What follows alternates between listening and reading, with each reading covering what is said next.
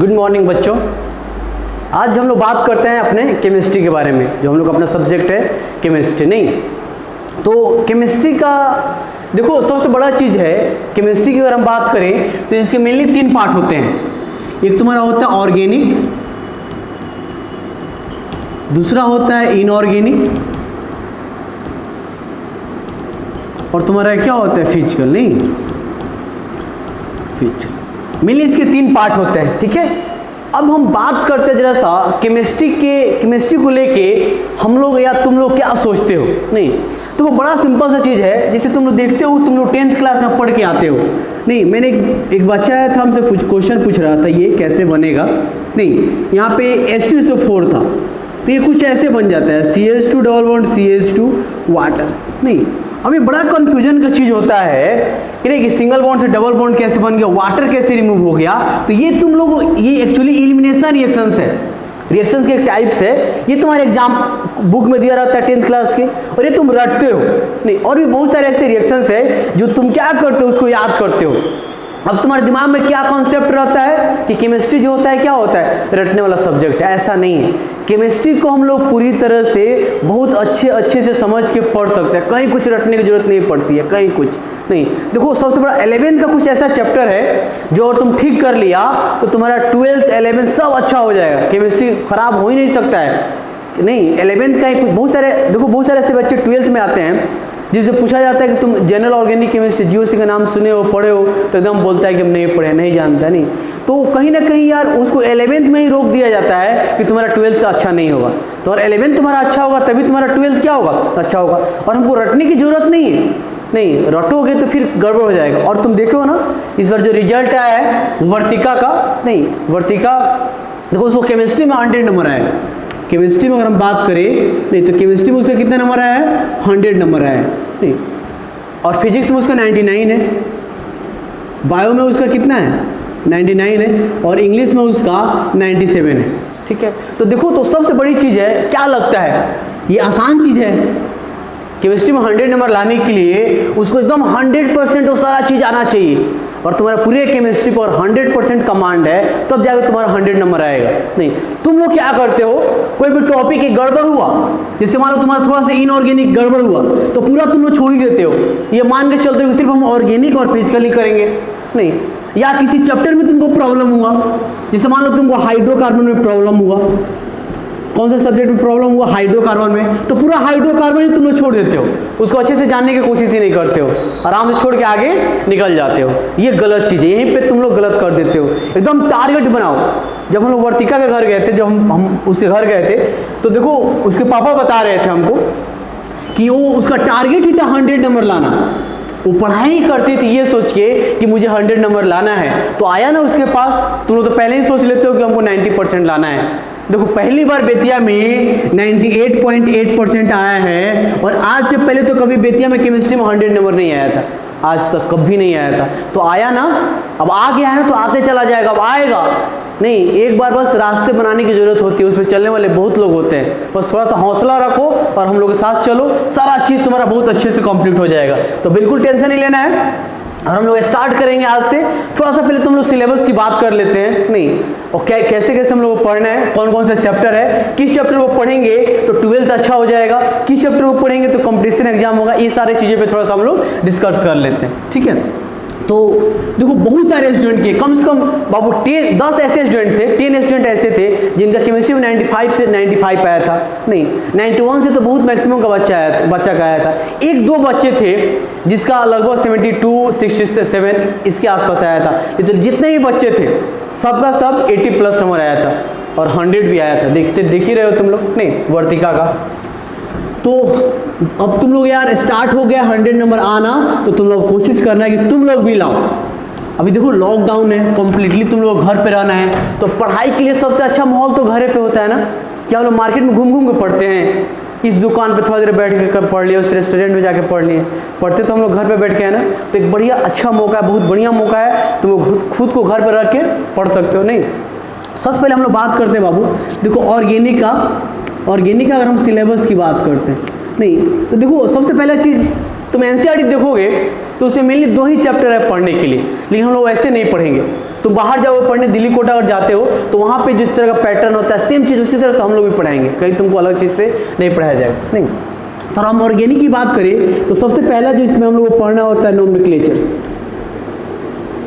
थोड़ा सा देख लेते वीडियो क्वालिटी कैसा है। चलो सही है, नोमेनक्लेचर्स है। दूसरा जो तुमको पढ़ना होता है बाबू, यहीं पे हम लोग पढ़ना जनरल ऑर्गेनिक केमिस्ट्री। ये नहीं पढ़ाया जाता है तुमको जनरल ऑर्गेनिक केमिस्ट्री, जिसको हम लोग बोलते हैं जीओसी। तो हम लोग जीओसी 1 भी पढ़ेंगे और जीओसी 2 भी पढ़ेंगे, नहीं, या जीओसी 1 हम लोग पढ़ेंगे, उसके बाद देखो क्या हम लोग पढ़ेंगे। उसके बाद हम लोग पढ़ते हैं रिएक्शन इंटरमीडिएट, जो रिएक्शंस तुम रटते हो इंटरमीडिएट। उसके बाद हम लोग को पढ़ना होता है रिएक्शन मैकेनिज्म, रिएक्शन मैकेनिज्म पढ़ना होता है। उसके बाद हम लोग पढ़ते हैं हाइड्रोकार्बन। हाइड्रोकार्बन से पहले एक छोटा सा चैप्टर है, हालांकि बहुत ही यूजफुल चैप्टर है, आइसोमेरिज्म। और 6 नंबर जो है तुम्हारा हाइड्रोकार्बन नहीं।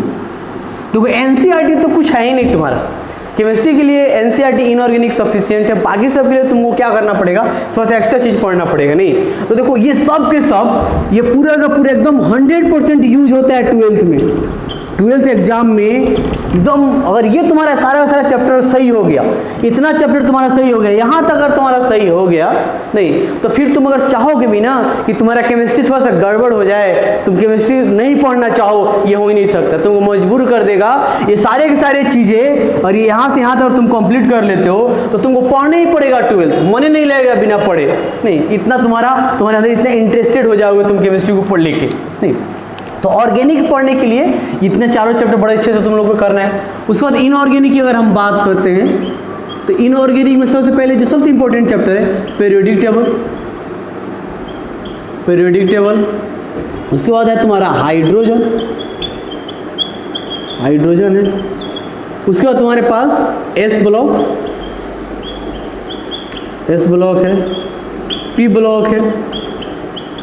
पी ब्लॉक में 2 फैमिली पढ़ना है हम लोग को, बोरॉन फैमिली और कार्बन फैमिली।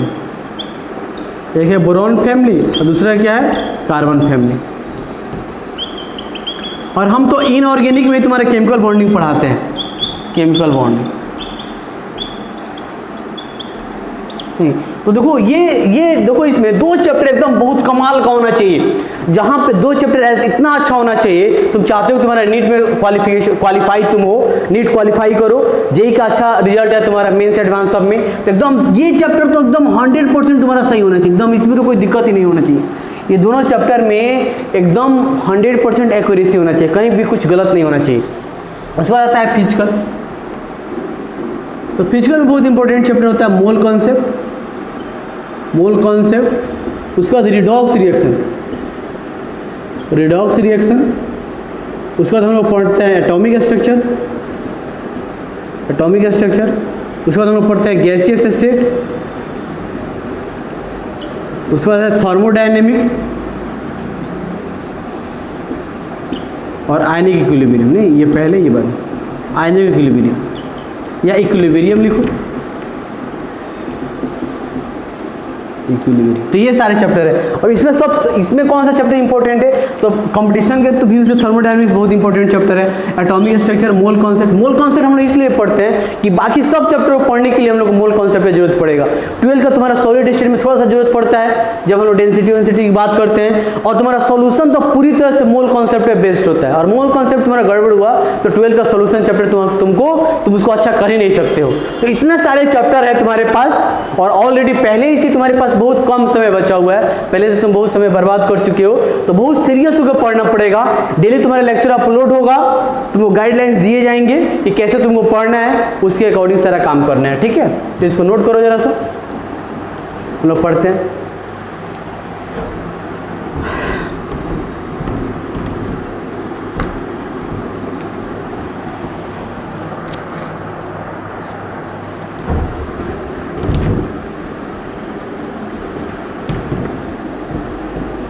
तो ध्यान दो, देखो तो सबसे पहले कुछ 9th 10th में जो तुम पढ़ के आते हो, कुछ बेसिक चीज़ हम लोग जानते हैं, कुछ लोग ट्राई कर रहे हैं बेसिक चीज़ जानने के लिए, नहीं तो चलो सबसे पहले हेडिंग देना बेसिक कॉन्सेप्ट कुछ, फिर हम लोग अपना चैप्टर स्टार्ट करेंगे 2 दिन बाद, 2 क्लास बेसिक का लगेगा, बेसिक कॉन्सेप्ट।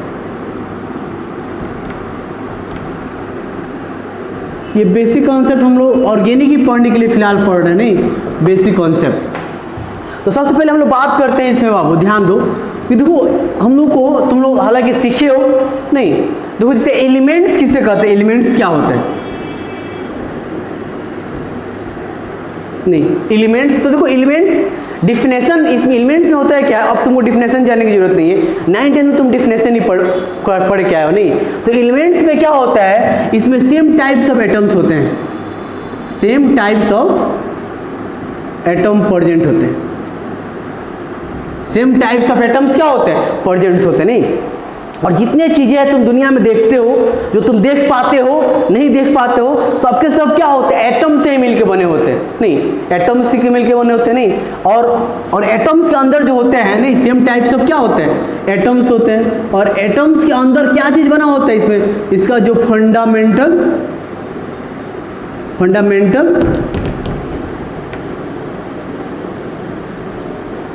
जो पार्टिकल्स होता है, जिसे मेनली एटम्स बने होते हैं, वो किस किस चीज से मिलकर बने होते हैं बाबू तुम्हारे, इलेक्ट्रॉन से, उसके बाद क्या होता है, प्रोटॉन होता है, उसके बाद क्या होता है, न्यूट्रॉन होता है, नहीं न्यूट्रॉन्स पे क्या होता है, 0 चार्ज होता है, न्यूट्रल होते हैं, प्रोटॉन में प्लस चार्ज होता है, और इलेक्ट्रॉन से कौन सा चार्ज आता है, नेगेटिव चार्ज। अब कैसे नेगेटिव चार्ज आता है, कैसे तुमको पता चले कि एटम्स में इलेक्ट्रॉन्स प्रोटॉन्स न्यूट्रॉन्स मिलके बने होते हैं, नहीं यहाँ पे देखो बाबू, इस मार्कर से जो हम लोग लिख रहे हैं ये भी किससे मिलकर बना है, इलेक्ट्रॉन प्रोटॉन न्यूट्रॉन, जो हम लोग कपड़े पहनते हैं वही इलेक्ट्रॉन प्रोटॉन न्यूट्रॉन से, जो हम नहीं देख सकते ऑक्सीजन O2 CO2 N2, ये O2 इस सब में क्या मिलकर बना है, सब में इलेक्ट्रॉन्स है, प्रोटॉन है और तुम्हारा क्या है, न्यूट्रॉन है। तो दुनिया में जितने चीजें हैं जो तुम मेनली देख सकते हो नहीं देख सकते हो, मैक्सिमम नहीं, सबके सब किससे मिलकर बने, इलेक्ट्रॉन से, प्रोटॉन से, न्यूट्रॉन से। इसके अलावा भी बहुत सारे फंडामेंटल पार्टिकल्स होते हैं, लेकिन मेनली क्या होते हैं, यही तीनों होते हैं, इलेक्ट्रॉन्स प्रोटॉन्स और न्यूट्रॉन्स। तो हमको ये पता होना चाहिए कि किस एलिमेंट्स में, किस एटम्स में कितने इलेक्ट्रॉन्स है, कितने प्रोटॉन्स है और कितने तुम्हारे क्या है, न्यूट्रॉन्स है। तो तुम 9th में पढ़े भी हो। चलो हम लोग देखते हैं। तो सबसे पहले अगर हम बात करते हैं एटॉमिक नंबर, ये सब चीजें का, जैसे मान लो यहाँ पे ध्यान दो बाबू, यहाँ पे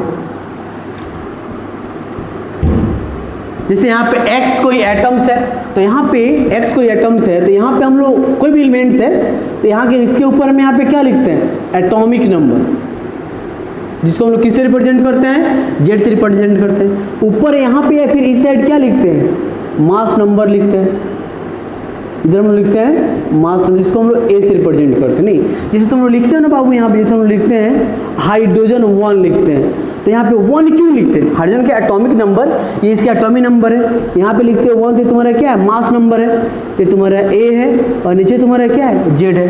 तो सबसे बड़ी बात ये चीज़ बताओ हमको तुम कि इसका हम लोग यहाँ पे 1 क्यों लिखते हैं, इसका एटॉमिक नंबर 1 ही क्यों होता है। कोई पूछेगा कि इसका एटॉमिक नंबर 1 क्यों होता है, तो क्या कहोगे, ऐसा थोड़े कि एग्जाम में टॉप किया तो रोल नंबर 1 हो गया, नहीं। एटॉमिक नंबर कहाँ से आता है बाबू, तो ये जो एटॉमिक नंबर जो होते हैं ये किस चीज पे आधारित होते हैं, based on number of proton, नहीं तो प्रोटॉन के आधार पे होते हैं, जिसके पास जितने प्रोटॉन्स होते हैं, वही उसका क्या होता है, एटॉमिक नंबर होता है, ठीक है। जैसे देखो यहाँ पे, जैसे हम लोग यहाँ पे लिखते हैं सोडियम यहाँ पे 11 लिख रहे हैं, इसका मतलब इसको 11 इसलिए लिखते हैं क्योंकि इसके पास प्रोटॉन कितना है, 11 है, और इसके पास प्रोटॉन 20 होता और 20 प्रोटॉन्स होता, तो फिर इसका एटॉमिक नंबर भी क्या होता, 20 होता, नहीं। तो सिंपल सा कोई पूछेगा कि एटॉमिक नंबर कहाँ से आया है, तो नंबर ऑफ प्रोटॉन के आधार पर आया, जितना प्रोटॉन का संख्या होता है वही उसका क्या हो जाता है, एटॉमिक नंबर हो जाता है, नहीं। तो सबसे पहले कितना इलेक्ट्रॉन्स, कितना प्रोटॉन्स और कितने न्यूट्रॉन्स होते हैं, इस चीज को हम लोग को जानना जरूरी है, नहीं। देखो तो होता क्या बाबू, फॉर न्यूट्रल स्पीसीज, मतलब कोई ऐसा एटम से ऐसा एलिमेंट जिसपे कोई चार्ज ही नहीं हो, उसको हम लोग न्यूट्रल्स बोलेंगे। कोई भी ऐसा स्पीसीज जो न्यूट्रल हो तो उसमें क्या होता है बाबू, जितना उसका एटॉमिक नंबर होगा, 20 तक एटॉमिक नंबर सबको याद है, टेंशन लेने की जरूरत नहीं है तुमको।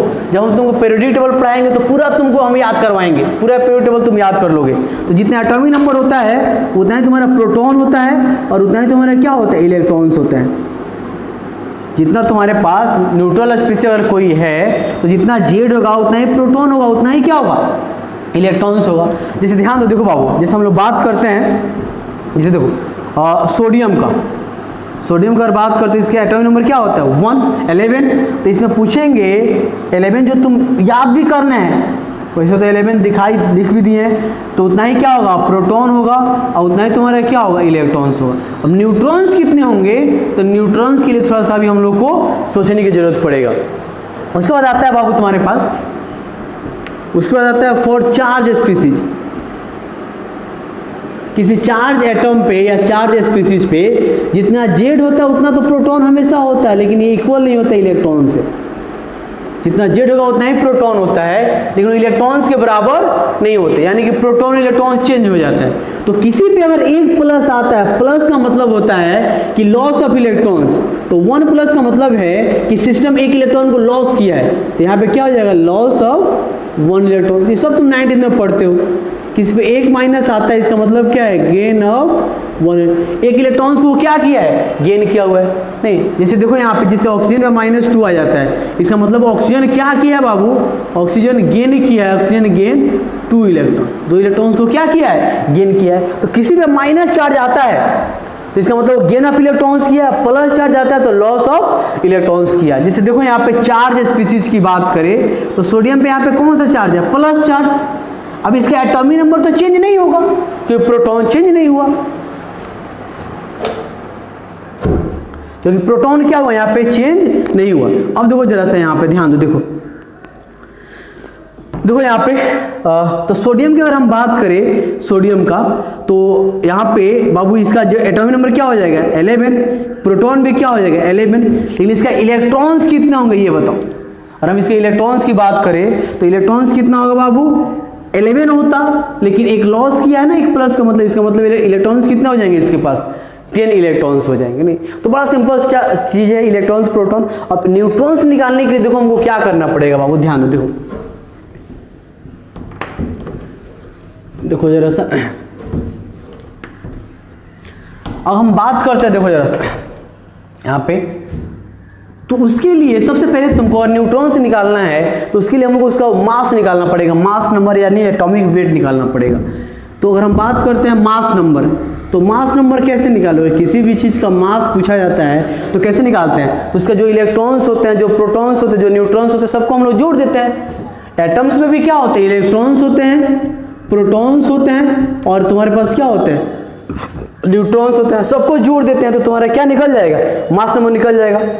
लेकिन यहाँ पे देखो, यहाँ पे अगर हम बात करें तो यहाँ पे तुम देखते हो, तुम लोग पढ़ा है कि मास जो तुम्हारा मास नंबर निकालते हो वो सिर्फ P प्लस क्या होता है, N होता है, यानी कि मास नंबर जो होता है सिर्फ और सिर्फ क्या होता है, P प्लस N। यानी कि इलेक्ट्रॉन हम लोग नहीं लिखते हैं, इलेक्ट्रॉन का वेट नहीं लेते हैं क्योंकि इसका वेट बहुत कम होता है, इसको हम लोग क्या करते हैं, नेग्लिजिबल मान के चलते हैं। इलेक्ट्रॉन का वेट क्या होता है, बहुत कम होता है, तो उसको हम लोग नेग्लेक्ट कर देते हैं। तो ये निकालोगे तो क्या करोगे, P प्लस है, यानी कि मास निकालने के लिए भी तुमको क्या चाहिए, न्यूट्रॉन चाहिए। नहीं तो केमिस्ट्री में हम लोग ऑब्जर्वेशन चीजें पढ़ते हैं, ऑब्जर्व किया हुआ चीजों को पढ़ते हैं। तो पहले ऑब्जर्व किया गया कि किस एटम्स में कितने इलेक्ट्रॉन्स होते हैं, कितने प्रोटॉन्स होते हैं, उसको हम लोग निकालने की कोशिश किए। तो यहाँ से भी तुम्हारा न्यूट्रॉन्स पता होगा तब तो मास निकलेगा। लेकिन एक ट्रिक है, 20 तक हम लोग को पता होना चाहिए, उसके बाद वो एग्जाम में दिया ही रहता है मास नंबर, तो ज़्यादा टेंशन लेने की जरूरत नहीं होती है। तो देखो ट्रिक क्या है, देखो इफ एटॉमिक नंबर, तुम जानते हो सब, if atomic number is even, atomic number क्या हो, इवन हो, देन मास नंबर क्या होगा बताओ जरा सा,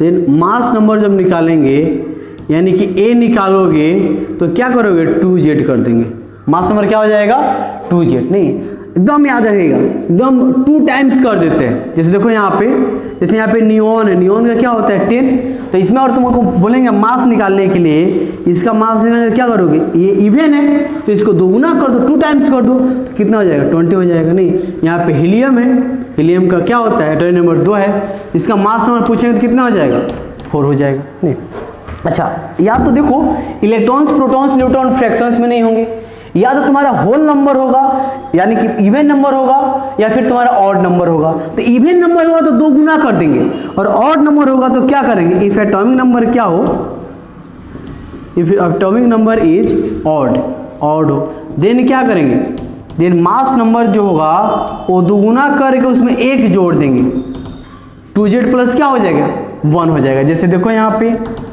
जैसे हम लोग सोडियम का ही निकालते हैं, तो सोडियम का क्या हो जाएगा बताओ जल्दी, इसका मास कितना हो जाएगा, ए कितना हो जाएगा, देखो तो 2 × 11 + 1 यानी कि 23, तो दोगुना करके क्या करना है 1 जोड़ देना है। लेकिन कुछ ऐसे भी हैं जो तुम्हारे इस 2z + 1 पे फिट नहीं बैठते हैं, कुछ ऐसे भी एलिमेंट्स हैं, तो उसको तुम अभी याद कर लो, वो एक्सेप्शन क्यों होता है वो तुमको बाद में पता चलेगा जब तुम मोल कॉन्सेप्ट पढ़ोगे, कैसे मास निकाला जाता है सबका।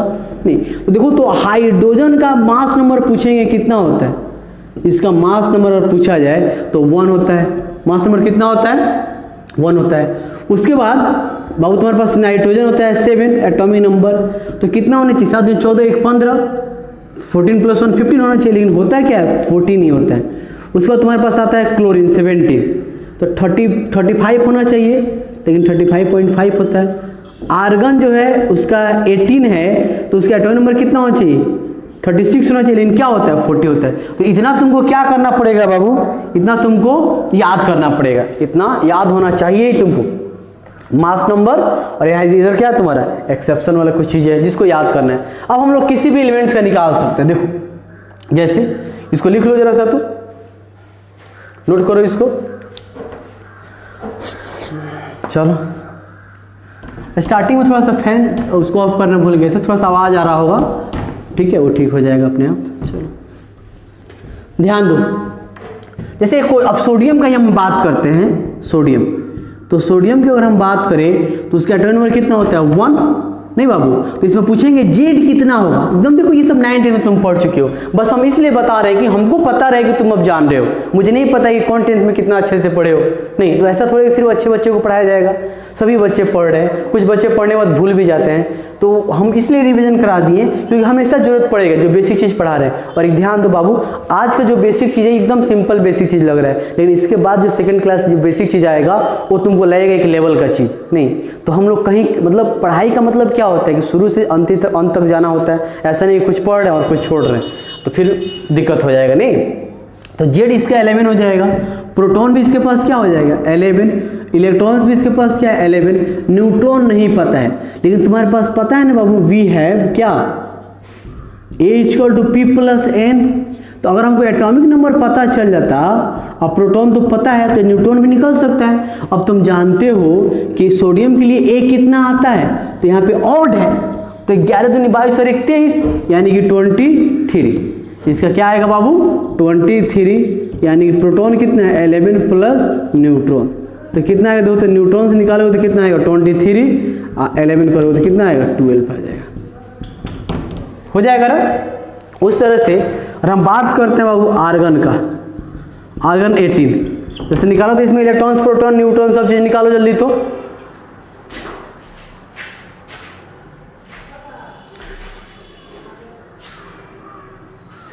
निकालो तो इसमें, तो अगर इसका तुम निकालोगे तो क्या पता चलेगा, कितना कैसे निकालोगे बोलो, देखो मिला लेना सब, तो इसका एटॉमिक नंबर तो तुम्हारा कितना हो जाएगा 18 हो जाएंगे, प्रोटॉन भी कितना हो जाएंगे 18 हो जाएगा, इलेक्ट्रॉन्स भी 18 हो जाएंगे।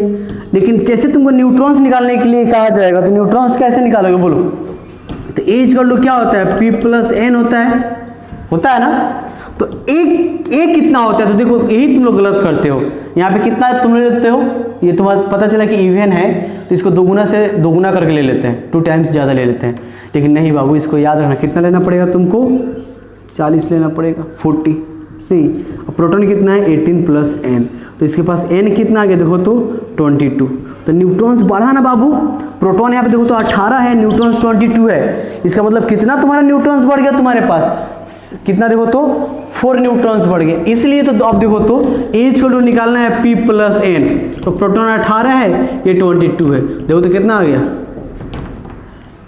हो गया ना।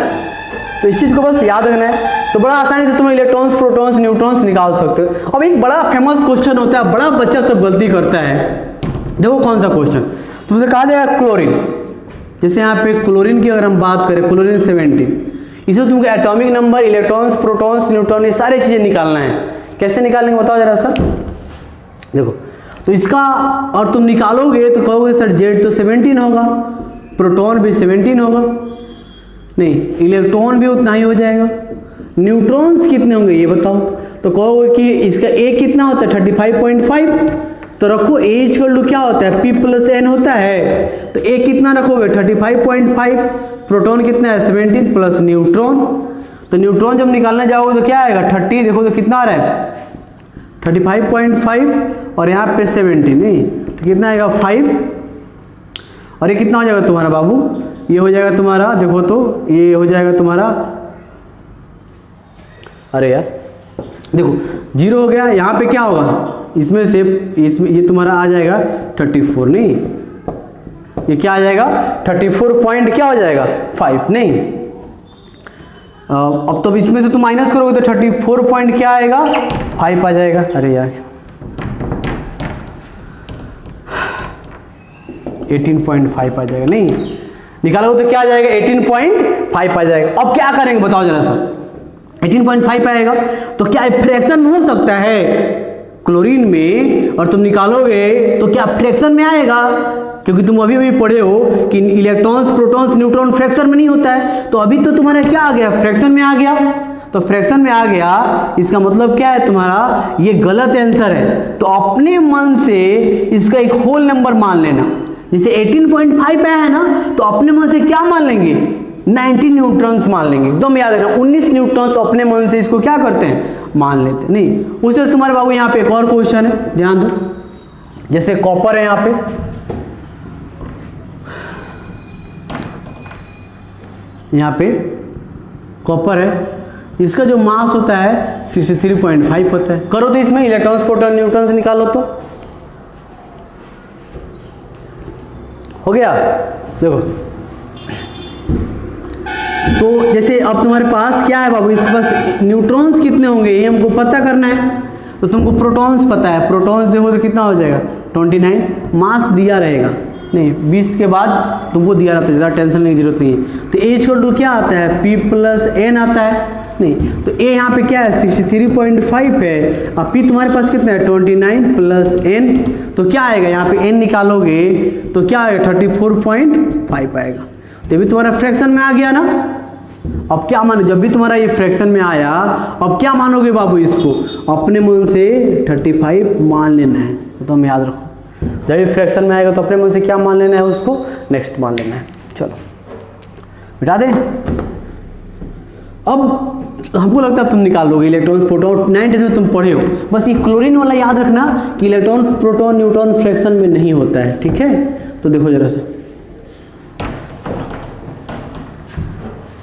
अब बात करते हैं, अब इलेक्ट्रॉन्स, प्रोटॉन्स, न्यूट्रॉन्स हम लोग निकाल लिए, नहीं तो आखिर इलेक्ट्रॉन्स, प्रोटॉन्स, न्यूट्रॉन्स रहते कहाँ पे है, नहीं करते क्या है, तो जरा से हम लोग बात करते हैं, ध्यान दो बाबू, न्यूट्रॉन्स और प्रोटॉन्स ये जहाँ पे रहते हैं उसको हम लोग बोलते हैं न्यूक्लियस, याद रहेगा, न्यूट्रॉन्स प्लस प्रोटॉन्स, नहीं ये जहाँ पे रहते हैं उसको हम लोग क्या बोलते हैं न्यूक्लियस, और इलेक्ट्रॉन्स जहाँ पे घूमते रहता है तो लोग बहुत डिटेल्स में पढ़ोगे, कम से कम 20 क्लास सिर्फ इतने के बारे में पढ़ोगे, ये जितना तुमको दिख रहा है ना कम से कम 20 लेक्चर इस पर हम लोग पढ़ेंगे, पूरा कहानी नहीं। तो इसको ये जो न्यूक्लियस, इसको हम लोग क्या बोलते हैं, इसको बोलते हैं हम लोग न्यूक्लियस, जहाँ पे न्यूट्रॉन और प्रोटॉन रहता है उसको न्यूक्लियस बोलते हैं। इसको क्या बोलते हैं बताओ, इसमें क्या रहता है, इलेक्ट्रॉन्स रहता है, इसमें क्या रहता है, इलेक्ट्रॉन्स रहता है, नहीं। अब तुमसे अगर पूछा जाए, ध्यान दो, देखो इस अब हर एक एटम में एक ही न्यूक्लियस होते हैं, लेकिन ऑर्बिट क्या होते हैं, इनफाइनाइट ऑर्बिट होते हैं, बहुत सारा ऑर्बिट होते हैं, नहीं तो इस अलग अलग ऑर्बिट है, नहीं न्यूट्रॉन, न्यूक्लियस तो एक ही है, तो जितना न्यूट्रॉन्स और प्रोटॉन्स होंगे वो तो एक ही जगह रहेंगे।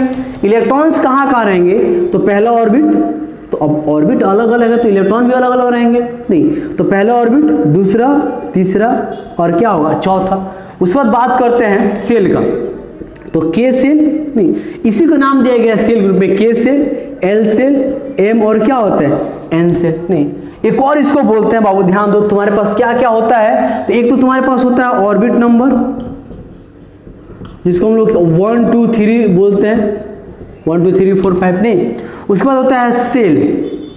सेल कौन कौन से होते हैं, के एल एम एन। के एल एम एन क्या होता है तुम्हारे पास, ये सेल होता है। उसके बाद क्या होता है बताओ तो, सब सेल, एस पी डी और एफ, एसपीडीएफ होता है नहीं। तो सब सेल कौन कौन से होते हैं तुम्हारे पास, एसपीडीएफ। अब ये सब सेल क्या होते हैं, देखो सबका कुछ ना कुछ मतलब है, टेंशन लेने की जरूरत नहीं है। सेल के अंदर होते हैं ये सब सेल। जैसे मान लो घर हो गया, घर के अंदर एक रूम हो गया, जिससे घर होता है ना, लेकिन उसके अंदर तो बहुत सारे रूम होते हैं। तो वही जो रूम हो गया वो तुम्हारा सब सेल हो गया। यहाँ पे एसपी, समय के साथ इसका नाम भी चेंज होगा, टेंशन नहीं लो। एसपीडी, एसपी डी और क्या होता है एफ नहीं। हम लोग एफ तक अभी जरूरत पड़ता है तो एफ तक हम लोग पढ़ते हैं। तो समझो के एल एम एन एक घर है और एस पी डी एफ उस घर के अंदर क्या है, रूम है नहीं। तो एग्जैक्ट हम जिसे हम तुमसे कहा जाएगा कि जैसे के सेल है तो उसके सब सेल कौन सा है, के वाला जो घर है उसमें कौन सा रूम है, तो एक रूम है, कौन सा एस। एल जो घर है उसमें कितना रूम है, 2 रूम है, 2 रूम है, एक एस और एक पी। एम में कितने रूम है, एक एस है, पी और क्या है डी है नहीं। तो चलो हम लोग बात करते हैं, ये पता चलिए कि सब अलग अलग ऑर्बिट है, तो क्या सब में अलग अलग इलेक्ट्रॉन्स रह रहे होंगे, तो किसमें कितना इलेक्ट्रॉन्स रह रहे होंगे, इसी चीज को हम लोग अभी देखते हैं। तो चलो सबसे पहले हम लोग सेल की बात करते हैं नहीं, किसकी बात करते हैं बाबू, फॉर सेल। तो सेल में अगर बात करते हैं इलेक्ट्रॉन, मैक्सिमम इलेक्ट्रॉन्स कैसे भरते हो, मैक्सिमम नंबर ऑफ इलेक्ट्रॉन्स कितना भरते हैं बाबू, मैक्सिमम नंबर ऑफ इलेक्ट्रॉन, तो होता है 2n², जहां पे n क्या है तुम्हारा ऑर्बिट नंबर, 2n² तो जहां पे n क्या है तुम्हारा ऑर्बिट नंबर। जैसे देखो यहां पे इधर लिखते हैं ऑर्बिट नंबर, इधर लिखते हैं उसका सेल, इधर maximum number of electron, maximum number of electron. तो ये पहला ऑर्बिट है, ये तुम्हारा दूसरा ऑर्बिट है, सॉरी ये पहला ऑर्बिट है। तो पहला ऑर्बिट में कौन सा सेल है बताओ, के सेल है। तो के सेल में इलेक्ट्रॉन्स भरोगे तो कैसे भरोगे, 2n² करोगे तो 2n², तो 2 × 1 का स्क्वायर, तो 2 × 1 का स्क्वायर 1 ही होगा, तो क्या आ जाएगा 2 हो जाएगा। मतलब के सेल जो है उसमें कितने इलेक्ट्रॉन रह सकते हैं, मैक्सिमम एक तो रह नहीं सकता है, लेकिन 2 से ज्यादा नहीं रह सकता। अच्छा अब तुम बताओ कि एक घर है एस, उसके अंदर एक रूम है, तो जो आदमी रहता है वो उसी रूम में रहता है। जब उसके पास एक ही रूम है तो उसी रूम में रह रहा होगा, मतलब ये दोनों इलेक्ट्रॉन एग्जैक्ट कहाँ रहता है, इस रूम में रहता है नहीं। उसके बाद बात करें दूसरा का, तो के बाद क्या आता है एल, 2n² 2n² नहीं। तो चलो इसको पहले हटा दो, चलो सेल की बात करते हैं। तो 1 2 का स्क्वायर, एन की जगह पे क्या लोगे बाबू, एन की जगह पे 2 रखोगे ना ऑर्बिट नंबर, ये ऑर्बिट नंबर है, तो क्या आएगा 2 × यहाँ पे 2 का स्क्वायर 4 और यहाँ पे क्या आएगा 8 नहीं। तो यहाँ पे क्या रखेंगे बाबू, एल में कितने इलेक्ट्रॉन्स होते हैं 8, और तुम यही तो पढ़ के आते हो 2 8 18 18 नहीं, इलेक्ट्रॉनिक कॉन्फ़िगरेशन सीख के आते हो, उसका जरूरत नहीं पड़ता है। तीसरा ऑर्बिट बाद क्या आता है एम, क्या होता है 2n², यानी कि कितना हो जाएगा देखो, तो यहाँ पे 3 का स्क्वायर तो 9 × 2 तो 19 हो जाएगा, 18 हो जाएगा ना बाबू, तो नहीं 18 होता है। चलो उसके बाद 1 2 3 के बाद क्या आएगा 4, के एल के बाद आता है एम, यहाँ पे 2n² देखो, तो यहाँ पे क्या होगा 4 का स्क्वायर नहीं 32, तो यहाँ पे क्या देंगे बोलो 32, तो ये इलेक्ट्रॉन्स होते हैं नहीं। और हम बात करते हैं जैसा सब सेल का, हम लोग बात करते हैं फॉर सब सेल। तो सब सेल का क्या कहानी है बताओ, तो इसमें मैक्सिमम नंबर ऑफ इलेक्ट्रॉन्स कैसे भरते हैं, मैक्सिमम नंबर ऑफ इलेक्ट्रॉन्स। तो मैक्सिमम नंबर ऑफ इलेक्ट्रॉन्स कैसे भरेंगे बाबू, देखा बताओ जरा सा, देखो तो फार्मूला होता है 4n-2, 4n- क्या होता है 2। जैसे यहाँ पे लेते हैं orbit number, orbit number n से, इधर लेते हैं तुम्हारा क्या, इधर लेते हैं सब सेल, और यहाँ पे लेते हैं maximum number of electron, number of electron. तो कैसे भरोगे? तो पहला ऑर्बिट में देखो तो कौन सा ऑप्शन है? एस। कैसे भरोगे? 4 × 1 - 2 यानी कि 2। तो देखो तो यहाँ से भी तो 2 ही मिला ना, यहाँ से भी तो डायरेक्ट कर सकते थे। अच्छा देखना ना कैसे, देखो अब पता चलेगा कि एस वाला जो रूम है उसमें 2 इलेक्ट्रॉन्स रहेंगे, नहीं तो यहाँ पे भी क्या देखो तो 8 जो है, अब एस में कितना रहेगा? 8 इलेक्ट्रॉन्स है, 8 इलेक्ट्रॉन्स है, 2 रूम है, एक रूम में कितना रहेगा? 6, 2 रह सकता है, तो दूसरे में कितना रहेगा? इसमें 6 इलेक्ट्रॉन रहेगा। या चाहो तो तुम फार्मूला से निकाल सकते हो, चाहो तो किससे निकाल सकते हो? फार्मूला से। तो 2 × एस बाद क्या आता है? P। ये सब 9th का चीज हम बता रहे हैं, कोई अभी 11th 12th से स्टार्ट नहीं हुआ है। तो 4 × 2 - 2 कितना है बाबू? यहाँ पे 6। तो यहाँ पे कितना रख सकते हो? देखो तो 6 रख सकते हो। अच्छा आगे वाला तुम डी में डिसाइड करो कितना रहेगा। तो अभी पता चला कि एस में मैक्सिमम 2 रह सकता है, पी में 6 रह सकता है और 18 है। इसका मतलब सिंपल सा क्या है तुम्हारे पास कि बाकी कहाँ जा रहा होगा? डी में। 10 इलेक्ट्रॉन्स कहाँ रहेगा? डी में। तो तीसरा में देखो तो एस पी डी, तो क्या आएगा? 4 × 3 और -2 10 इलेक्ट्रॉन्स होगा। उसके बाद बात करते हैं 4th नंबर, तो एफ। तो 4 × 4 - 2 यानी कि 14। तो देखो ना यहाँ पे 14 तो सही तो है, देखो यहाँ पे 10 6 और यहाँ पे क्या आएगा? 2। तो एकदम आज से याद रखना बाबू, तुमको क्या याद रखना है कि एस में मैक्सिमम इलेक्ट्रॉन्स कितने रहते हैं? एस में मैक्सिमम इलेक्ट्रॉन्स कितने रहते हैं? 2 रहते हैं। पी में कितने रहते हैं? 6। डी में मैक्सिमम 10 और एफ में मैक्सिमम कितने रहते हैं? 14 रहते हैं। लिखो तो जल्दी इसको, तो अच्छे से नोट्स बनाना सबका।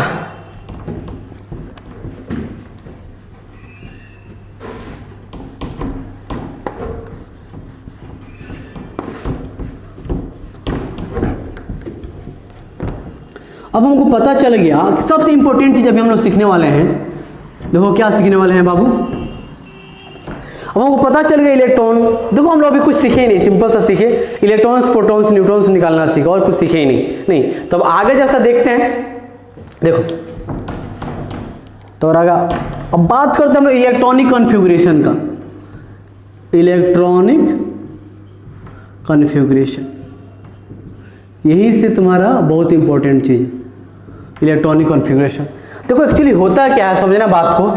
जैसे तुमको यहाँ पे बोलते हैं नाइट्रोजन 7, नहीं तो नाइट्रोजन 7 है, तो इसे पूछेंगे इलेक्ट्रॉन्स कितने होंगे? बताओ जरा सा। 7। प्रोटॉन्स कितने होंगे बाबू? प्रोटॉन्स भी 7। न्यूट्रॉन्स अभी तुम देखा था कितना होगा? निकालोगे तो 7 ही आएगा। तो देखो यहाँ पे अब बात को समझो जरा सा बाबू। देखो न्यूट्रॉन यानी कि 7 न्यूट्रॉन्स और 7 प्रोटॉन्स कहाँ रहते हैं? न्यूक्लियस में। अब पहला ऑर्बिट में कितना इलेक्ट्रॉन्स रहेंगे? अभी तो पता चला 2 और इलेक्ट्रॉन्स 7 है। फिर दूसरे में जाएगा तो कितना रहेगा बताओ? 1 2 3 4 5 ऐसे रहेंगे। तो सबके लिए ऐसा डायग्राम बनाना, सबके लिए ऐसा बनाना थोड़ा सा अच्छा नहीं लगता है। तो एक सिस्टम डेवलप किया गया है कि हम लोग थोड़ा सा मेहनत करें और बहुत सारा चीज़ें बता दें। नहीं मतलब इस तरह के इलेक्ट्रॉन का सेटिंग करो, इलेक्ट्रॉन का इस तरह कॉन्फ़िगरेशन बनाओ कि तुमको ज़्यादा कुछ बताने की जरूरत नहीं पड़े। नहीं जैसे इसमें तुमसे पूछेंगे आउटर मोस्ट में सबसे बाहर ही है, कितना इलेक्ट्रॉन्स है बाबू? तो 5 इलेक्ट्रॉन्स है। नहीं कितने ऑर्बिट है इसके पास? तो 2 ऑर्बिट है। नहीं तो सारा चीज़ें तुम ऐसे बना रहे हो, लेकिन हम लोग इलेक्ट्रॉनिक कॉन्फ़िगरेशन के हेल्प से भी सारा चीज़ बना सकते हैं। नहीं तो चलो हेडिंग देते हैं। सबसे पहले हम लोग सीखते हैं electronic configuration. Electronic configuration, electronic configuration. नहीं अभी तुम देखो, एकदम याद रखना, एस सबसेल जो है, एस सबसेल बोलो या अभी तुम बाद में ऑर्बिटल बोलोगे इसी को। देखो एस में मैक्सिमम इलेक्ट्रॉन्स पूछेंगे, मैक्सिमम इलेक्ट्रॉन्स कितना रह सकता है? 2 रह सकता है। मिनिमम इलेक्ट्रॉन्स कितने रह सकते हैं? कितना रह सकता है? 1, क्योंकि देखो तो फ्रैक्शन में तो इलेक्ट्रॉन्स रह नहीं सकते हैं, तो मैक्सिमम 2 रहेंगे या तो 1 रहेंगे। पी में बात करें मैक्सिमम कितना इलेक्ट्रॉन रख सकते हैं? पी में बताओ। तो मैक्सिमम बाबू 6 और मिनिमम 1 to क्या? 1 to 5 हो सकता है। डी में मैक्सिमम कितना रखेंगे? 10, 1 to 9 हो सकता है। एफ में मैक्सिमम क्या होगा? 14, 1 to 13, 1 से लेकर 13 तक हम लोग रख सकते हैं। इस चीज़ को एकदम याद रखना है तुम लोगों को। एस में कितना रख सकते हैं? Maximum 2, minimum 1। नहीं अब सबसे पहले अगर हम इलेक्ट्रॉनिक कॉन्फ़िगरेशन लिखने की अगर बात करते हैं, देखो तो तुमको इलेक्ट्रॉन्स जैसे ध्यान दो, इसको मिटा दे जरा सा। चलो ध्यान दो, तो याद हो गया ये चीज़ें, एस में कितना रख सकते हैं। देखो बाबू सबसे पहला चीज़ है कि ये न्यूक्लियस है, मान लो न्यूक्लियस को हम लोग प्लस से दिखाते हैं। क्यों प्लस से दिखाते हैं कि न्यूट्रॉन पे कोई चार्ज नहीं होता, प्रोटॉन में प्लस चार्ज। तो ये पहला ऑर्बिट है, ये तुम्हारा दूसरा ऑर्बिट है, ये तुम्हारा तीसरा है, ये तुम्हारा कौन सा चौथा है। ये पहला, दूसरा, तीसरा, चौथा। K11 भूल जाओ, S, SP, SPD, SPD, F नहीं। देखो इलेक्ट्रॉन सबसे पहले कहाँ जाता है, तो उसमें जाता है जहाँ पे एनर्जी कम हो। तो एनर्जी का कहानी तुम लोगों को पता नहीं। हमारे दुनिया में पैसा चलता है और केमिस्ट्री में एनर्जी चलता है। नहीं हमको मतलब होता है ना कि तुम अगर तुमको हम 50 रुपया दे कि काम कर दो, यहाँ चले जाओ, चल जाओगे। नहीं ऐसा थोड़ा कि तुमको थोड़ा सा एनर्जी दे देते हैं, यहाँ पे चले जाओ। नहीं, लेकिन केमिस्ट्री में तुम कहोगे सोडियम के इलेक्ट्रॉन्स होगी 10 रुपया ले लो, अपना ऑर्बिट छोड़ दूसरे ऑर्बिट में चले जाओ, तो नहीं जाएगा। उसको क्या चाहिए होता है, एनर्जी चाहिए होता है। तो तुम लोग अभी एनर्जी का कुछ कहानी नहीं जानते हो।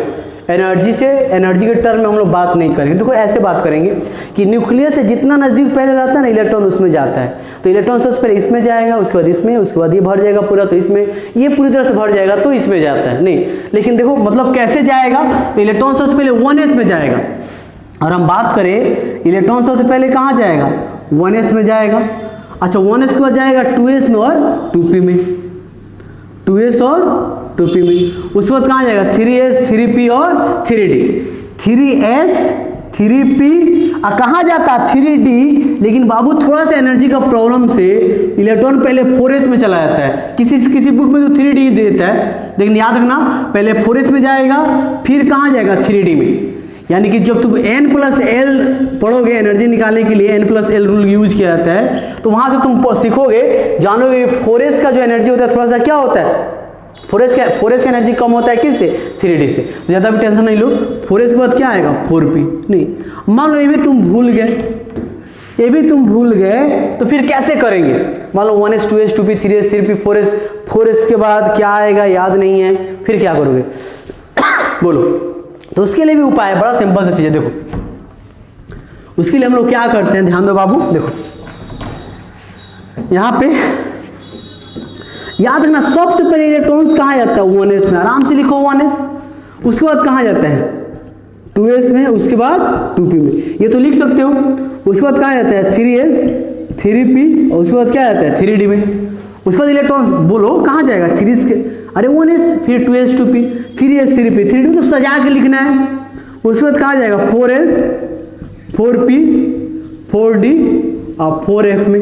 उसके बाद कहाँ जाएगा 5s, 5p, 5d, 5f और 5 क्या होगा, g में जाएगा। g का जरूरत नहीं पड़ता, बस ऐसे ही अच्छा लगने के लिए लिख दिए हैं। या तुम वॉइस में और एलिमेंट डिस्कवर करोगे तो उसका यूज करोगे। उसके बाद क्या आता है 6s, 6p, 6d, 6f, 6g, 6h। उसके बाद 7s, 7p, 7d, 7f, 7g, 7h और 7i, नहीं 7i, ठीक है। चलो मान लो यहाँ पे कोई आदमी है, ठीक है बाबू, जो क्या कर रहा है एकदम, यहाँ पे कोई आदमी है जो कि एकदम तीर धनुष लिया है। नहीं तो अगर वो मारेगा तो सबसे पहले किसको लगेगा, ऊपर से मारा सबसे पहले किसको लगेगा 1s को। उसके बाद मारेगा तो किसको लगेगा 2s को, तो इलेक्ट्रॉन 2s में जाएगा। उसके बाद बताओ तो 2p 3s, 2p 3s, फिर मारेगा तो क्या होगा 3p 4s, 3p और उसके बाद क्या होगा 4s, फिर मारेगा तो क्या होगा 3d 4p 5s, 3d 4p उसके बाद क्या आएगा 5s। फिर देखो तो 3d 5p 6s, देखो तो यहाँ पे 4d 5p 6s, उसके बाद बता तो 4f, मतलब ऐसे तुम लोग लिख सकते हो आराम से। नहीं तो इतना लिखने की जरूरत नहीं है, नहीं बाबू, कितना लिखने की जरूरत है बताओ जरा सा तुम लोग को, यही तो तुम्हारा काम चल जाएगा। नहीं तो बहुत आसान है इलेक्ट्रॉनिक कॉन्फ़िगरेशन। अब देखो जरा सा, जैसे अब तुम लोग को यहाँ पे नाइट्रोजन है, इसका इलेक्ट्रॉनिक कॉन्फ़िगरेशन लिखना है, तो सबसे पहले तुम पता करो इलेक्ट्रॉन का ना कॉन्फ़िगरेशन लिख रहे हो, तो पता करो इलेक्ट्रॉन्स कितना है इसमें, तो 7 इलेक्ट्रॉन्स है। कैसे भरेंगे बोलो, ये तो एकदम सीखना है भाई। सबसे पहले किस में भरोगे 1s में, और उसको अच्छे से भर देंगे तो आगे जाएंगे। 1s कितना होगा बोलो 2, उसके बाद किस में जाओगे 2s, 2s2 और उसके बाद 2p। अब रुक जाओ, तुम्हारे पास 7 इलेक्ट्रॉन था, 2 रख चुके, 4 रख चुके हो, 4 इलेक्ट्रॉन रख चुके हो, कितना और बचा तुम्हारे पास? 3। तो 1s2 2s2 2p 3 हो जाएगा। उसके बाद स्कैंडियम 21 इलेक्ट्रॉन्स कितना है इसके पास? 21 है। भरो इसको, लिखो। चलो सबसे पहले कहाँ जाएगा? 1s2 2s2 2p6 3s2 3p6। अब देखो कितना इलेक्ट्रॉन रख चुके हो? 18 इलेक्ट्रॉन रख चुके हो, 18 इलेक्ट्रॉन रख चुके हो। 3p के बाद कहाँ जाओगे बताओ जरा? 3p के बाद 3p के पी जाते हैं 4s में, तो 4s2 21 इलेक्ट्रॉन है, 20 रख चुके हैं। 4s के बाद कहाँ जाएंगे? 3d1। तो बड़ा आसानी से तुम क्या कर सकते हो? इलेक्ट्रॉनिक कॉन्फ़िगरेशन सीख सकते हो। नहीं, इसको अच्छे से नोट करो और 1-2 क्वेश्चन करो।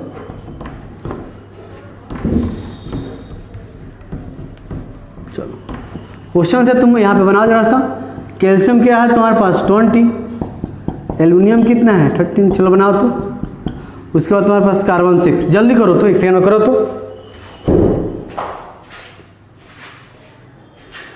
जल्दी करो। कैल्शियम, एल्युमिनियम और कार्बन। तो और कैल्शियम की बात करें तो कितना इलेक्ट्रॉन है तुम्हारे पास? 20। तो आराम से लिखो। कैसे लिखोगे? 1s2 2s2 2p6 3s2 3p6 और 4s क्या आएगा? 2 नहीं हो जाएगा। उसके बाद लिखोगे तो क्या लिखोगे बताओ जरा सा? 1s2 2s2 2p6 कितना इलेक्ट्रॉन? देखो तो यहाँ पे आगे देखो, यहाँ पे इलेक्ट्रॉन 1s2 2s2 2p6। उसके बाद क्या आ जाओगे? 3s2 और 3p क्या आएगा? 1। कार्बन बताओ 6 है, तो 1s2 2s2 और 2p क्या हो जाएगा? 2। तो बड़ा आसान है। नहीं, अब एक और चीज जरा सा देख लो, ये खत्म नहीं हुआ है, अभी तो सिंपल सिंपल से चीज सीखे हैं, अभी बहुत सारी चीज हम लोग सीखना है इसमें।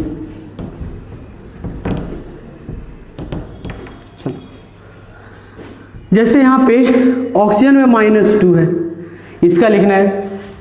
तो सबसे पहले इसमें इलेक्ट्रॉन्स पता करो, कितने इलेक्ट्रॉन्स है इसमें बोलो। इसके पास 8 इलेक्ट्रॉन्स होता है, लेकिन 2 लिया है तो 10 हो गया। कैसे लिखेंगे? 1s2 ये भर गया तो आगे जाएंगे, 2s2 उसके बाद 2p क्या होगा? 6। लेकिन नहीं बाबू, 6 का मतलब क्या हो गया? हाँ सही है, 8 था लेकिन 2 लिया तो 10 हो गया, इसलिए क्या होगा? 1s2 2s2 और 2p6। नहीं, तो आराम से लिख सकते हो। सोडियम यहाँ पे क्या है? +1। अब इलेक्ट्रॉन इसमें कितना आ गया? एक कम हो गया ना, तो 10 इलेक्ट्रॉन्स है, तो क्या लिखोगे? 1s2 2s2 2p6। ये चीजें तो इतना करके रखो। नेक्स्ट क्लास इसके आगे हम लोग पढ़ेंगे, बहुत सारी चीजें सीखेंगे।